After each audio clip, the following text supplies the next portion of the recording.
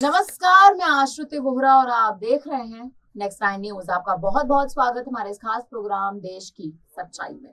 पूंछ में कांग्रेस नेता और लोकसभा में विपक्ष के नेता राहुल गांधी ने रैली संबोधित की। इस दौरान राहुल गांधी ने भारतीय जनता पार्टी और आरएसएस पर सीधा हमला बोल दिया। राहुल गांधी का कहना है कि भाजपा आरएसएस देश भर में नफरत और हिंसा फैला रहे हैं। वे केवल नफरत फैलाने जाने जाते हैं और उनकी राजनीति नफरत की ही है। आप सभी जानते हैं कि नफरत को नफरत देकर खत्म नहीं किया जा सकता, बल्कि प्यार से खत्म किया जा सकता है। राहुल गांधी का कहना है कि हमारी पहली मांग यही है कि एक बार फिर राज्य का दर्जा दिया जाए। इस काम को करने के लिए हम इन पर और दबाव डालेंगे। अगर ये नहीं करेंगे तो हम करके दिखाएंगे। मोदी जी ने पूरे देश में बेरोजगारी फैला रखी है। इन्होंने हजारों करोड़ों रुपए अपने मित्रों के माफ करवा दिए। नरेंद्र मोदी जी ने बेरोजगारी पूरे देश में फैला दी है। राहुल गांधी ने तमाम बड़े बयान पूंछ की रैली में दिए हैं। आपको बता दें, आगे ये कहते नजर आए कि हम चाहते हैं कि आपकी सरकार आप चलाएं, लेकिन आपकी सरकार दिल्ली से चलती है। आपकी सरकार श्रीनगर और जम्मू से चलनी चाहिए। ये हमेशा बांटने का काम करते हैं और यही काम इन्होंने यहाँ तक कर दिया है।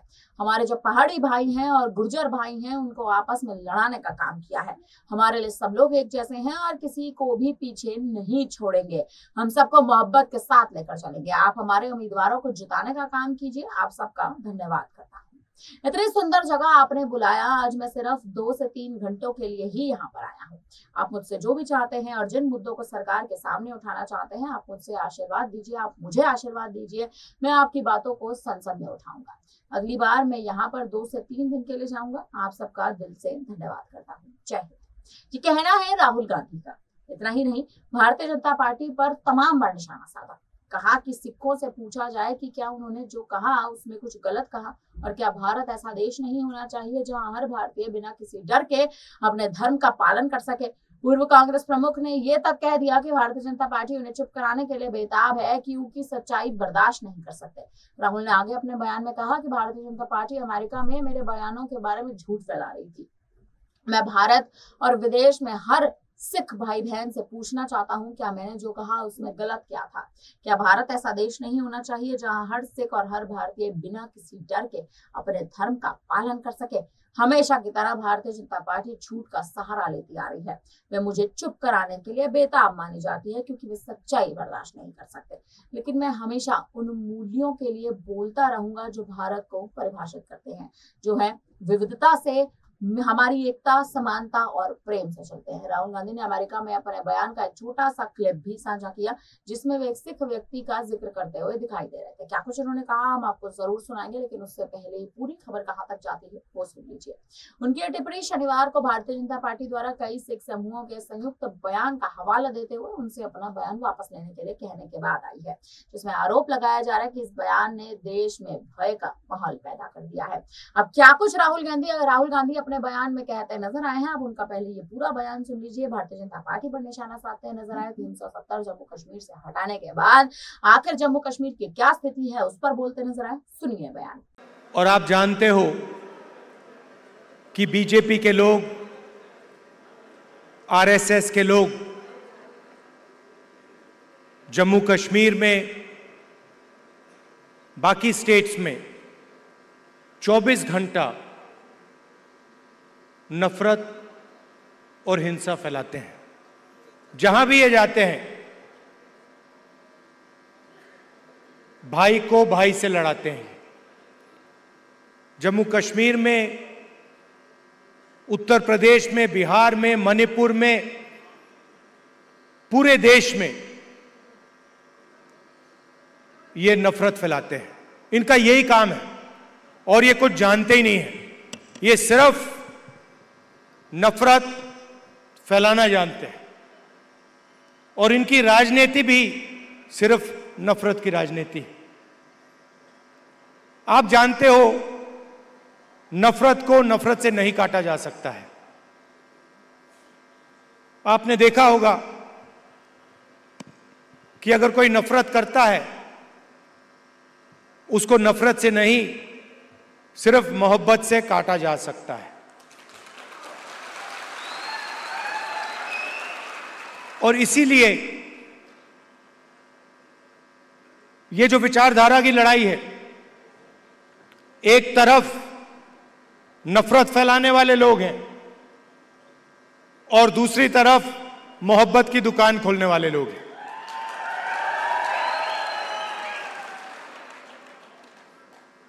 कन्याकुमारी से कश्मीर तक हम चले,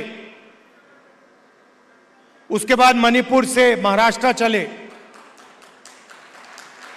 और एक ही मैसेज था कि नफरत से किसी को फायदा नहीं होता है। नफरत के बाजार में हर स्टेट में हमने मोहब्बत की दुकान खोली और आपने देखा होगा जो पहले नरेंद्र मोदी थे 56 इंच की छाती वाले,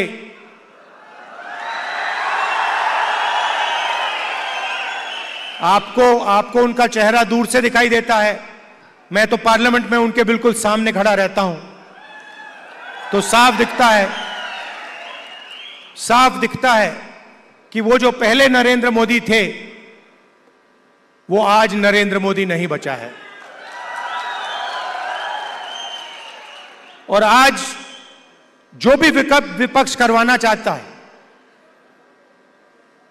हम करवा देते हैं। वो कानून लाते हैं, हम उनके सामने खड़े हो जाते हैं,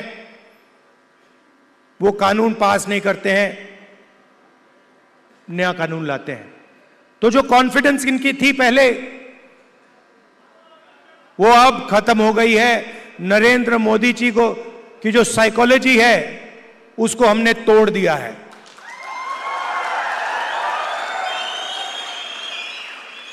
वो तो उनके चेहरे पे साफ दिखता है कि जो पहले नरेंद्र मोदी थे वो नहीं रहे।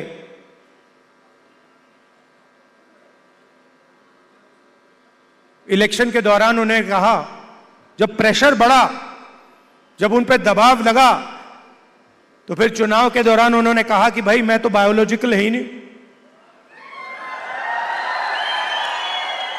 मतलब मैं बायोलॉजिकल नहीं हूं, मेरा डायरेक्टली कनेक्शन ऊपर है, मैं डायरेक्टली बात करता हूं।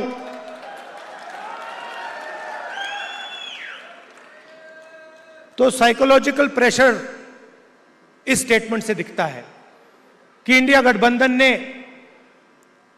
नरेंद्र मोदी को हमेशा के लिए साइकोलॉजिकली तोड़ दिया है, खत्म कर दिया है। और हमने नफरत से नहीं किया, वो नफरत फैलाते हैं, हमने मोहब्बत से, बिना नफरत के नफरत को हराने का काम किया है। आप देखिए हिंदुस्तान में यूनियन टेरिटरी को स्टेट में बदला गया है, बहुत बार हुआ है, यूनियन टेरिटरी को स्टेट बनाया गया है। स्टेट के दो भाग भी किए गए हैं, एक स्टेट को बांटा गया आंध्रा और तेलंगाना में, मध्य प्रदेश में से छत्तीसगढ़ निकाला गया, झारखंड बिहार में से बनाया गया। मगर पहली बार हिंदुस्तान के इतिहास में पहली बार स्टेट को यूनियन टेरिटरी यहां बनाया गया है। आपका जो हक है, लोकतांत्रिक हक है, वो आपसे छीना गया है और यह पहली बार हुआ है हिंदुस्तान की हिस्ट्री में। पहली बार एक स्टेट से कहा गया है, जम्मू कश्मीर से कहा गया कि नहीं, अब आप स्टेट नहीं रहोगे, अब आप यूनियन टेरिटरी बनोगे।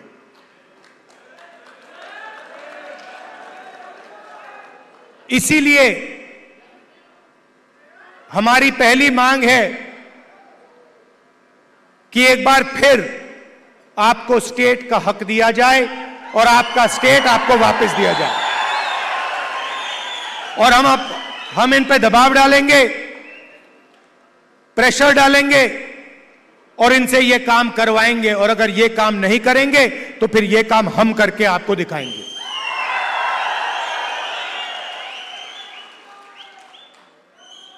पूरे देश में नरेंद्र मोदी जी ने बेरोजगारी फैला रखी है। 2-3 अरबपतियों को यह पूरा का पूरा फायदा देते हैं। भाइयों और बहनों, 25 सबसे बड़े अरबपतियों का इन्होंने 16 लाख करोड़ रुपए कर्जा माफ किया है। आप सोचिए, 16 लाख करोड़ रुपए अदानी अंबानी जैसे लोगों का इन्होंने कर्जा माफ किया। नोटबंदी लागू की, गलत जीएसटी लागू किया, और जो देश को रोजगार देते थे, जो छोटे बिजनेस वाले थे, स्मॉल और मीडियम बिजनेस वाले थे, स्मॉल और मीडियम इंडस्ट्री थी, उनको सबको इन्होंने खत्म कर दिया। नतीजा यह है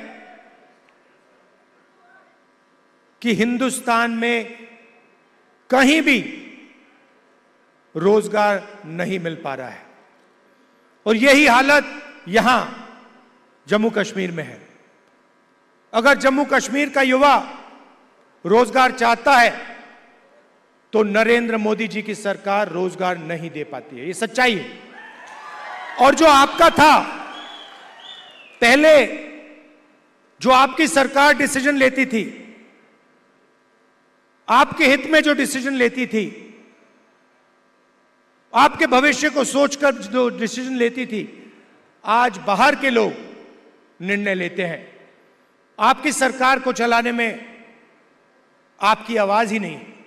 आपकी सरकार दिल्ली से चलती है, ऑर्डर दिल्ली से आता है। हम चाहते हैं कि आपकी सरकार जम्मू और कश्मीर से चले।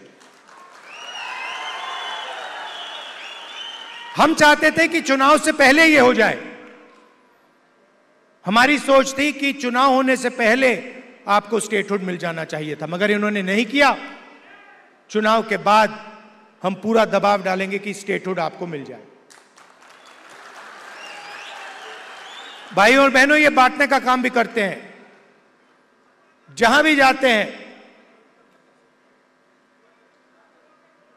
एक जात को दूसरी जात से, एक धर्म को दूसरे धर्म से, एक प्रदेश को दूसरे प्रदेश से, एक भाषा को दूसरी भाषा से, ये बांटते हैं और लड़ाने की कोशिश करते हैं। और यही काम इन्होंने यहां किया है। हमारे जो पहाड़ी भाई हैं और गुर्जर भाई हैं, उनको एक दूसरे से इन्होंने लड़ाने की कोशिश की है। मैं आप सबसे कहना चाहता हूं कि ये इनका जो प्रोजेक्ट है, ये फेल होगा। हम सबको एक साथ लेकर सबके हक को देकर हम आगे बढ़ेंगे। हमारे लिए सब लोग एक जैसे हैं, हम किसी को पीछे नहीं छोड़ेंगे। हम मोहब्बत के साथ सबको एक साथ लेकर आगे बढ़ेंगे।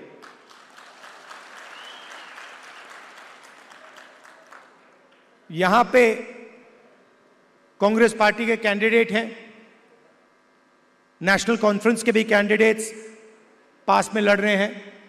जहां भी कांग्रेस पार्टी के कैंडिडेट्स हैं, नेशनल कॉन्फ्रेंस के लोग, नेशनल कॉन्फ्रेंस के कार्यकर्ता, आप पूरा समर्थन उनको दीजिए। और जहां भी नेशनल कॉन्फ्रेंस के कैंडिडेट्स हैं, मैं कांग्रेस पार्टी के कार्यकर्ताओं से कहता हूं कि आप पूरे दिल से उनको समर्थन दीजिए और उनको जिताने का काम कीजिए। आप सबका मैं दिल से धन्यवाद करता हूं। इतनी सुंदर जगह यहां आपने मुझे बुलाया। कम टाइम के लिए यहां हूं। मैं चाहता हूं कि अगली बार आऊं तो 2-3 घंटे के लिए नहीं, मगर 1-2 दिन के लिए मैं यहां आऊं, आपके बीच में रहूं। और आप जानते हो कि जो भी आप चाहते हो, मुझसे जो भी आप काम करवाना चाहते हो, पार्लियामेंट में जो भी कहलवाना चाहते हो, मैं आपके लिए तैयार हूं। आपको सिर्फ हुक्म देना है जम्मू कश्मीर के लोगों को, और मैं जहां भी आपकी मदद कर सकता हूं, मैं आपकी मदद करने के लिए तैयार हूं। आप सबका दिल से बहुत बहुत धन्यवाद। नमस्कार, जय हिंद। तो सुना आपने राहुल गांधी क्या कुछ कहते नजर आए हैं और भारतीय जनता पार्टी पर कितनी ही बार निशाना साधते नजर आए हैं। एक बार नहीं, दो बार नहीं, तमाम बड़ी रणनीतियां सामने रखते नजर आए हैं। फिलहाल अब आपको क्या लगता है, राहुल गांधी ने जो पूंछ में ये बड़ा बयान दिया है, भारतीय जनता पार्टी पर सीधा निशाना साधा है, कहीं ना कहीं कांग्रेस की हुंकार जम्मू कश्मीर में भरते नजर आए हैं, इस पर आपकी क्या राय है आप कमेंट करके हमें जरूर बताइएगा। तमाम बड़ी खबरों के लिए आप बने रहे हमारे साथ, देखते रहिए नेक्स्ट टाइम न्यूज।